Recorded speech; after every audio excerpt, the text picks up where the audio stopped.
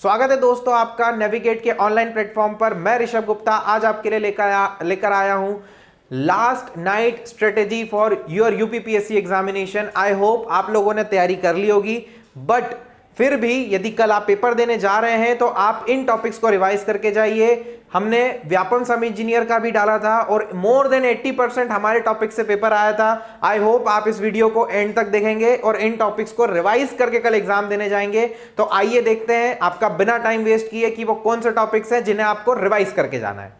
तो चलिए दोस्तों शुरू करते हैं कि आपके कल के पेपर में कौन से सवाल किस टॉपिक से आपको दिखने वाले हैं और उन्हें आपको कैसे तैयार करके जाना है। बात कर रहे हैं यूपीपीएससी एई की, जो कि 2020 में कंडक्ट किया जा रहा है। Okay, civil engineering paper 1 analysis आपका टेक्निकल आएगा 300 नंबर का और हिंदी आएगी 75 मार्क्स की। देखिए टेक्निकल यदि आप पूरा पढ़ के जा रहे हैं बहुत अच्छी बात है, और आप हिंदी छोड़ के जा रहे हैं बहुत गलत बात है। हिंदी को भी पढ़ के जाइए, उसमें कुछ कॉमन टॉपिक्स हैं, कुछ बेसिक टॉपिक्स हैं, वो पढ़ के जाइए, आपका काम हो जाएगा। चलिए शुरू करते हैं।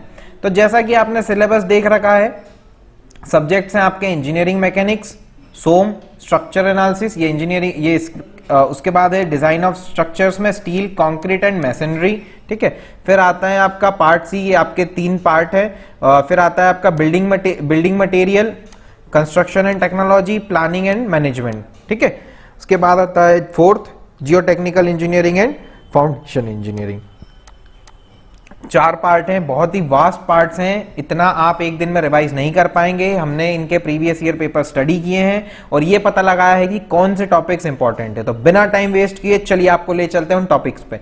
बात करते हैं पार्ट ए की, जिसमें है इंजीनियरिंग मैकेनिक्स। देखिए स्टूडेंट्स, इंजीनियरिंग मैकेनिक्स में आपको moment of area, moment of inertia, इनको निकालना, इनको कैलकुलेट करना, इनके फॉर्मूलेज, इस बारे में पढ़ के जरूर जाना चाहिए। फिर आता है एसिलरेशन। एसिलरेशन पे बहुत अच्छे क्वेश्चन पूछते हैं, उसके साथ आपको टाइम, रेंज और हाइट, ये वाले 3 ये इनके फॉर्मूलेज आपको पता होने चाहिए और इन फॉर्मूलेज में वैल्यू डाल के आपको आंसर निकालते आना चाहिए। उसके बाद करते हैं फ्रिक्शन की। फ्रिक्शन में काइनेमेटिक फ्रिक्शन और डायनामिक फ्रिक्शन, ये दोनों फ्रिक्शन के टाइप्स और फ्रिक्शन के कुछ क्वेश्चंस आपको आने चाहिए सॉल्व करते हुए, जो ऐसे इंक्लाइंड वाले होते हैं फ्रिक्शन के, ये इस टाइप के आपको आने चाहिए। ठीक है, लेफ्ट वाला आपके क्वेश्चंस आने चाहिए, ये देख के जाइएगा। ठीक है, ये देख के जाइएगा। अब बात करते हैं इसमें ही सेकंड टॉपिक की, जो है strength of material. Civil engineering point of view से बहुत इंपॉर्टेंट टॉपिक है। इसमें सिंपल स्ट्रेस स्ट्रेन से आपको भरपूर क्वेश्चंस मिलेंगे, पढ़ के जाइए, समझ के जाइए। साथ ही साथ बेंडिंग मूवमेंट, फ्लेक्चर और फ्लेक्चर स्ट्रेसेस के बारे में भी पढ़ के जाइए। फिर बात करते हैं शियर स्ट्रेस डिफ्लेक्शन फॉर्मूला। आहा, ये तो बहुत प्यारा टॉपिक है यूपीपीएससी और सारे स्टेट लेवल एई एग्जाम्स के लिए। डिफ्लेक्शन के फॉर्मूले से बहुत क्वेश्चन पूछे जाते हैं, डायरेक्ट क्वेश्चन आता है यहाँ से। कैसा क्वेश्चन आता है? डायरेक्ट क्वेश्चन आता है डिफ्लेक्शन फॉर्मूला पे। फिर थ्योरी ऑफ फेलियर्स, इसके अंदर भी बहुत क्वेश्चन होते हैं। आपकी 5 थ्योरी ऑफ फेलियर्स है, उनके अलग अलग नाम है, रैंकाइन है, गेस्ट कूलम है। अच्छा, इन्होंने थ्योरी दी हुई है। ठीक है, इन्होंने क्या थ्योरी दी है, ठीक है, उसके बारे में पढ़ के जाइएगा। इनके आपके मिनिमम वैल्यूज क्या हैं वो देख के जाइएगा। थ्योरी ऑफ फेलियर से काफी क्वेश्चंस आते हैं, मेनली तो इनके नाम से ही आते हैं कि कौन से साइंटिस्ट ने कौन सी थ्योरी दी है। ठीक है, मैक्सिमम प्रिंसिपल स्ट्रेस थ्योरी किसने दी है, मैक्सिमम प्रिंसिपल स्ट्रेन थ्योरी किसने दी है। ओके, ये सारा पता रख के जाइए आप। फिर आता है टॉर्शन। टॉर्शन से भी काफी अच्छे क्वेश्चंस बनाते हैं ये लोग, सिंपल क्वेश्चन बनाएगा टॉर्शन से। इसके बाद बात करते हैं स्ट्रक्चरल एनालिसिस की। स्ट्रक्चरल एनालिसिस में आपको जो टॉपिक्स पढ़ के जाना है वो डिटरमिनेंसी एंड इनडिटरमिनेंसी के फॉर्मूले हैं, ये देख के जाइएगा। ठीक है, उसके बाद आप देख के जाइएगा डिस्प्लेसमेंट एंड फोर्स मेथड्स। पूरा मत देख के जाइएगा इन पूरी मेथड्स को, बस ओवरव्यू लेके जाइएगा। इसके अंदर जो स्टिफनेस मेथड्स होती है, मैट्रिक्स मेथड होती है, इन मेथड्स को बस हल्का हल्का देख के जाइएगा। इनके फॉर्मूलेज क्या है डिटेल में आपसे नहीं पूछेगा वो। ट्रस एंड आर्चेस पे क्वेश्चन पूछेगा, 2 हिंज 3 हिंज आर्चेस। कौन से? 2 हिंज 3 हिंज आर्चेस।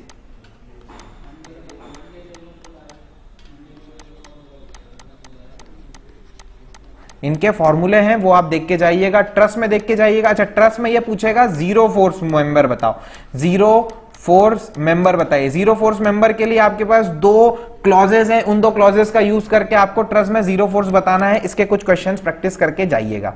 ओके ये आपको एग्जाम में देखा। प्लास्टिक एनालिसिस से भी बहुत प्यारे छोटे छोटे क्वेश्चन पूछता है, ठीक है। शेप फैक्टर क्या होता है, इस टाइप से क्वेश्चन पूछता है। यूडीएल है यदि आपके पास, तो इसका प्लास्टिक एनालिसिस में कितनी वैल्यू आएगी मोमेंट ऑफ रेजिस्टेंस की, ओके ये सारी चीजें देख के जाइएगा। फिर बात करते हैं पार्ट बी की, जो कि है स्ट्रक्चरल स्टील डिजाइन, ठीक है। इसमें कनेक्शंस में रिवेट, बोल्ट एंड वेल्डेड इसके फॉर्मूले हैं, वो देख के जाइएगा। साथ ही साथ डायामीटर के जो क्लॉजेज हैं बोल्ट के या रिवेट के, वो भी देख के जाइएगा, उससे भी क्वेश्चन आते हैं। स्पेसिंग का जो क्लॉजेस है वो भी देख के जाइएगा, वो भी इंपॉर्टेंट है। फिर बात करते हैं टेंशन एंड कंप्रेशन मेंबर्स की, इसमें भी एंगल सेक्शन होता है आपका, चैनल सेक्शन होता है। ये सेक्शंस को आपको सेक्शंस नहीं देखना है, इसके जो फॉर्मूले हैं एरिया निकालने वाले, कौन से, नेट एरिया और ग्रॉस एरिया वाले, वो क्वेश्चंस देख के जाइएगा, उसके बारे में थोड़ा पढ़ के जाइएगा। उसके बाद लेसिंग ब्रेसिंग और की कोडल वैल्यूज, देखिए लेसिंग ब्रेसिंग की क्या पूछेगा, वो आपसे कोडल वैल्यूज पूछेगा, तो कोडल वैल्यूज याद करके जाइएगा। कुछ छोटी छोटी सी वैल्यूज हैं, लेंथ ऑफ लेसिंग मेंबर की है, उसके बाद ब्रेसिंग की है, कितने लेसिंग्स लगाने चाहिए, किस एंगल पे लगेगा तो क्या होगा, ये सारी चीजें देख के जाइएगा, बहुत इजी क्वेश्चंस पूछेगा। अब बात करते हैं design of concrete and masonry structures की, इसमें वो आईएस कोड के रिकमेंडेशन फॉर ऑल मेंबर्स, ये बात बहुत इंपॉर्टेंट है। ऑल मेंबर्स में आ गया आपका slab, beam, footing, column, okay ये चारों चीजें आप पढ़ के जाइएगा। इसे एक पेज पे लिख लीजिए कहीं पर और इसे 2 बार रिवाइज करके जाइए, इससे 100% क्वेश्चन आना है, 100% चांसेस है, प्रोबेबिलिटी पूरी 100% है, क्वेश्चन आएगा ही आएगा। एंड आई होप आप मुझे कमेंट सेक्शन में पेपर देके आने के बाद बताएंगे कि कौन कौन से क्वेश्चन आए हैं, ठीक है। फिर बात करते हैं प्री स्ट्रेस। प्री स्ट्रेस में students losses formula is very important, इसमें जो लॉसेस के फॉर्मूले हैं, फ्रिक्शन लॉस होता है, श्रिंकेज लॉस होता है, वो कितना होता है फॉर्मूला आपको याद होना चाहिए on your finger tips, okay. Force calculation ये थोड़ा सा छोटा सा टॉपिक है, आप देख के जा सकते हैं। फिर बात करते हैं अपन पार्ट सी की, जिसके अंदर है building material. Building material AE point of view से उतना इंपॉर्टेंट नहीं है, ये जूनियर इंजीनियर के पॉइंट ऑफ व्यू से ज्यादा इंपॉर्टेंट सब्जेक्ट है, ठीक है। फिर भी बिल्डिंग मटेरियल में आप ब्रिक, सीमेंट, कंक्रीट, टिम्बर इसके बारे में पढ़ के जाइएगा, कंक्रीट को बहुत अच्छे से देख के जाइएगा। कंक्रीट के बोक्स कंपाउंड होते हैं, बोक्स कंपाउंड को देख के जाइएगा, कौन सा कब यूज में आता है वो देख के जाइएगा। 4 बोक्स के कंपाउंड हैं, उनका यूजेस देख के जाइएगा, ठीक है। उसके बाद छोटे छोटे कभी वो पेपर को टफ बनाने जाएगा ना, तब वो पेंट, वार्निश और डिस्टेम्पर से क्वेश्चन पूछेगा, ठीक है। इसमें भी कुछ नहीं, आपको ये पता होना चाहिए कि कौन सा ऑयल थिनर है, ठीक है, कौन व्हीकल है, कौन क्या है, ये आपको देख के जाना। और कुछ कॉमन से नाम है जैसे टर्पेंटाइन ऑयल, तो ये क्या है ये आपको पता होना चाहिए, ओके। ये देख के जाइएगा, इससे बाहर नहीं पूछेगा वो। Construction technology, planning and management, ठीक है, इसके अंदर से पूछेगा कंस्ट्रक्शन मेथड्स ऑफ, अच्छा इसके अंदर ये आपका बिल्डिंग कंस्ट्रक्शन के नाम से भी जाना जाता है। एक होता है बिल्डिंग मटेरियल, एक होता है building construction, okay. Construction is different from material, क्योंकि मटेरियल को यूज करके आप बिल्डिंग को कंस्ट्रक्ट कर रहे हैं। तो वॉल कैसे बनाई जाती है, इसमें ब्रिक वॉल और स्टोन वॉल है। स्टेयरकेस के अंदर नॉमेनक्लेचर इंपॉर्टेंट है। स्टेयरकेस के अंदर क्या इंपॉर्टेंट है, नॉमेनक्लेचर, जानते होंगे आप लोग, ठीक है। लैंडिंग किसे बोलते हैं, राइजिंग किसे बोलते हैं, नोजिंग किसे बोलते हैं, ये सारी चीजें। डोर्स एंड विंडो में नाम याद रख के जाइएगा कि कौन सा डोर कैसा होता है, कौन सी विंडो कैसी होती है। विंडो में यूज के आधार पे क्वेश्चन आते हैं कि इस टाइप की विंडो कहां यूज की जाती है, तो आप नेट पे सर्च कर लीजिए या आपकी बुक में देख लीजिए कि किस टाइप की विंडो कहां यूज की जानी चाहिए, कैसे। यदि आपको कोई पहाड़ी इलाका है जहां पे लाइट बहुत ज्यादा है और तो वहां पे कौन सी विंडो लगानी है, ये सारे यूजेस देख के जाइएगा, okay. Provision for use of foundation, ये बहुत ही प्यारा टॉपिक है। ये लोग पूछते हैं कि आप राफ्ट कब यूज करेंगे, आप स्प्रेड फाउंडेशन कब यूज करेंगे, आप आइसोलेटेड फाउंडेशन कब यूज करेंगे, ये आपसे बिल्कुल पूछते हैं, ये देख के जाइएगा। उसके बाद आता है national building codes provision and use, NBC बोलते हैं इसे। एनबीसी के कोड्स जो होते हैं, इसकी कुछ वैल्यूज जो आपको किताबों में मिल जाती है, वो वैल्यूज को देख के जाइएगा, उन्हें समझ के जाइएगा, याद करके जाइएगा, एक पेज पे लिख लीजिएगा, वो जरूर आएगी। उसके बाद है cost analysis, sinking fund, depreciation method. देखो यदि उसे न्यूमेरिकल पूछना होगा ना तो डेप्रिसिएशन मेथड और सिंकिंग फंड से न्यूमेरिकल पूछेगा, तो इसके फॉर्मूले आप पढ़ के जाइए। ओके, कॉस्ट एनालिसिस से भी कुछ पूछ सकता है बट उतना ज्यादा नहीं पूछता। आप सिंकिंग फंड और डेप्रिसिएशन मेनली पढ़ के जाइएगा इसमें से। फिर बात करते हैं पार्ट डी की, जिसमें है जियो टेक्निकल इंजीनियरिंग। अपने आप में ये एक समुद्र है। क्या है? समुद्र है। It's a ocean. ओके, समझते हैं इसके अंदर types and availability of soils. ठीक है, कहां पे कौन सी सॉइल पाई जाती है, बेंटोनाइट कहां पाई जाती है, ठीक है, उसका क्या यूज है, ठीक है, उसकी क्या प्रॉपर्टीज है वो देख के जाइएगा। अलग अलग टाइप की सॉइल्स होती है, कहां पाई जाती है। डार्सीज लॉ एंड परमेबिलिटी, आपको पता होगा V equals to KI। Darcy भैया ने बोला था, क्या बोला था कि velocity of flow is directly proportional to hydraulic gradient. तो यहीं से परमेबिलिटी का कॉन्सेप्ट निकल के आया है, वो देख के जाइएगा। इस पे सिंपल क्वेश्चन बनते हैं, इसीलिए बहुत पूछा जाता है। Compaction, compacting efforts and machines, इसके ऊपर भी बहुत क्वेश्चन पूछा जाता है। जैसे आपने कॉमन क्वेश्चन देखा होगा कि शिप फुट रोलर कहां यूज किया जाता है। आई होप आप लोगों को पता हो, नहीं भी हो तो आप मुझे कमेंट सेक्शन में लिख के बताइए, मैं आपको वापस आंसर दूंगा। ठीक है, उसके बाद बात करते हैं इसमें आप ये मशीन्स के कौन सा मशीन किस में काम आना है ये आपको देख के जाना है। Okay, shear strength, Mohr's theory important है सॉइल पॉइंट ऑफ व्यू से। सिंपल क्वेश्चन बनते हैं सिग्मा 1 सिग्मा 3 वाले, वो जरूर देख के जाइएगा, बहुत इंपॉर्टेंट है वो। ओके, फिर बात करते हैं कंसोलिडेशन और वेरियस टेस्ट की। Okay, CU test, UU test, ये सारे टेस्ट के बारे में पढ़ के जाइएगा। Shear test, okay, vane shear test, इनके बारे में पढ़ के जाइएगा, इनके फॉर्मूलेस देख के जाइएगा, इनके जो क्लॉजेज हैं वो देख के जाइएगा। फिर बात करते हैं अर्थ प्रेशर की। अर्थ प्रेशर में active earth pressure, passive earth pressure, इन पे क्वेश्चन पूछता है। प्रेशर एट रेस्ट से भी क्वेश्चन आते हैं, आपको उसे भी देख के जाना चाहिए। ओके, अब बात करते हैं सॉइल के ही दूसरे सेगमेंट की, जो है फाउंडेशन इंजीनियरिंग। इसमें आपको बियरिंग कैपेसिटी, बियरिंग प्रेशर, इनके बारे में पता होना चाहिए। नेट प्रेशर क्या होता है, ग्रॉस प्रेशर क्या होता है, ठीक है, ये आप देख के जाइए। नेट प्रेशर दिया हुआ है, ग्रॉस प्रेशर कैसे निकालेंगे, ये सिंपल क्वेश्चंस हैं, ये देख के जाइएगा।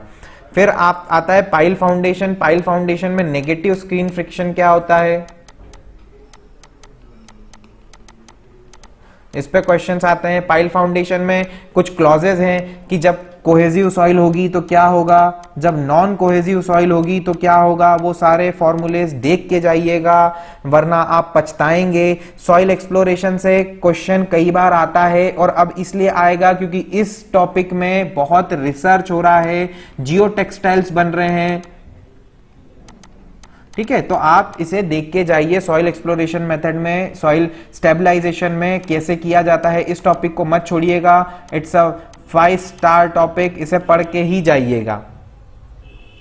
अब बात करते हैं आखिरी टॉपिक की, वो है आपका हिंदी। हिंदी को भी आप लाइट ना लें, क्यों? क्योंकि 75 मार्क्स गवर्न कर रहा है हिंदी। यदि यहां से आप 50 भी खींच लाए ना, तो आप ये मान के चलिए कि पेपर 1 आपका बहुत अच्छा गया है। पेपर 1 आपका कैसा गया है? बहुत अच्छा गया है, आपको सिलेक्शन दिला देगा। ठीक है, हिंदी में फालतू बहुत सारी चीजें नहीं पढ़नी है, आपको संधि देखनी है। ठीक है, कितने टाइप्स की संधि होती है, दीर्घ स्वर संधि, आयादी स्वर संधि, ये सारी संधियों को समझना है। थोड़ा सा इनके एग्जाम्पल्स देख के जाने हैं कि इनके कौन से एग्जाम्पल्स हैं और कौन सी संधि। यदि ये ऐसा एग्जाम्पल है जैसे इंद्र, ओके, इंद्र, धन, आणी,